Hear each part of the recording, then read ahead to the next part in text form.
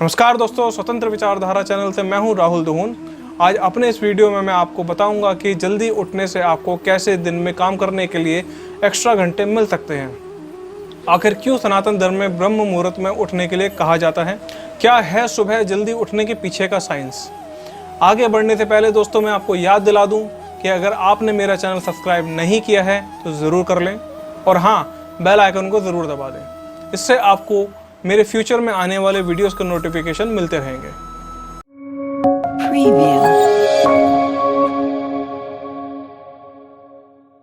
दोस्तों, आप लोगों ने अपने माता पिता से, किताबों में या अपने बड़े बुजुर्गों से बहुत बार सुना होगा कि सुबह जल्दी उठना चाहिए। यही बात वेदों और शास्त्रों में भी लिखी मिलती है। पर अगर वेदों और शास्त्रों के अनुसार बात करें तो हमें कुछ वैदिक और आध्यात्मिक जवाब मिलते हैं, जिसमें कहा जाता है सुबह ब्रह्म मुहूर्त में देवता धरती पर घूमते हैं और सुबह सात्विक ऊर्जा सबसे ज़्यादा होती है और हवा भी सबसे ज़्यादा शुद्ध और साफ होती है। लेकिन ये जवाब तो आप सुनते ही रहते हैं। जो इन बातों में विश्वास नहीं रखते हैं वो शायद इसी वजह से सुबह जल्दी उठने में आनाकानी भी करते हैं। और आज का लाइफस्टाइल भी कुछ ऐसा हो गया है कि रात भर काम करने के बाद सुबह जल्दी उठ पाना पॉसिबल नहीं होता है। दोस्तों, हमारे शुभचिंतक हमें आध्यात्मिक जवाब तो देते हैं, लेकिन साइंटिफिक लॉजिक कोई नहीं बताता है।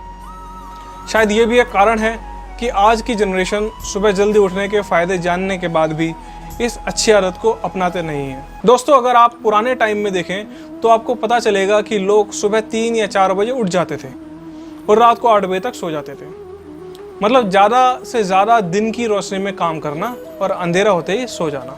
दोस्तों, अब मैं आपको समझाता हूँ सुबह जल्दी उठने का पूरा कॉन्सेप्ट। मैं जो प्रोसेस आपको बताने वाला हूँ ये आयुर्वेद के सिद्धांत पर आधारित है।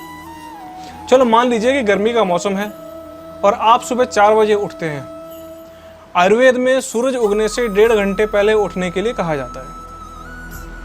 अब सुबह उठते ही आप थोड़ा सैर सपाटा के लिए निकल जाते हैं, जिसमें लगभग आपको आधा घंटा लग सकता है। उसके बाद आप फ्रेश हुए, नहाए धोए और अगर आप पूजा करते हैं तो आप पूजा पाठ कर ले, जिसमें लगभग आपका 1 घंटा बीत जाएगा। तो टोटल अगर आप काउंट करेंगे तो आपका 1.5 घंटा निकल जाएगा, मतलब 5:30 का टाइम हो जाएगा। तब तक सूरज निकल आएगा और आप 10 या 11 बजे तक अपने काम कर सकते हैं। उसके बाद गर्मी बहुत बढ़ जाती है तो काम करना मुश्किल भी होता है और आलस भी आता है। मतलब आपके पास लगभग 5 से 6 घंटे होते हैं अपने कामों को निपटाने के लिए। उसके बाद आयुर्वेद में दोपहर में आराम करने के लिए भी कहा गया है। थोड़ा बहुत आप सो भी सकते हैं और घर के अंदर के काम भी निपटा सकते हैं जो घर में रहकर किए जाते हैं। अब आप दोबारा शाम को 4 बजे उठ गए और फिर अपने काम में लग गए। इस बार आपने शाम 7:30 बजे तक अपने काम किए, क्योंकि तब तक रोशनी रहती है और गर्मी भी कम हो जाती है उस टाइम, और 8:30 तक आप वापस से सो गए। अब कैलकुलेट करते हैं दोस्तों कि आपने दिन में कितने घंटे मिले काम करने के लिए। सुबह 4 बजे से 10 बजे तक आपने 6 घंटे काम किया, दोपहर में खाया पिया और कुछ घर के अंदर के काम किए। दिन में लगभग मान लेते हैं कि आपको 2 घंटे लग गए। अब शाम को 4 बजे से 7:30 तक आपने 3.5 घंटे काम किया। तो टोटल दिन में आपने जो काम किया वो हुआ सुबह 6 घंटे, दोपहर में लगभग 2 घंटे और शाम को लगभग 3.5 घंटे। तो टोटल बैठते हैं आपके 11.5 घंटे आपने काम किया, वो भी बिना थके, क्योंकि आपने दोपहर में आराम किया था, इसलिए आप पूरी तरह से एनर्जेटिक रहे, इसलिए आपने ज़्यादा काम किया। आलस भी नहीं आया आपको, एनर्जेटिक रहे तो आलस भी नहीं आएगा आपको। और अगर ठंड के मौसम में बात करें तो सुबह जो उठने का टाइम है वो 5:30 बजे का हो जाएगा और सोने का टाइम लगभग रात को 9 बजे का।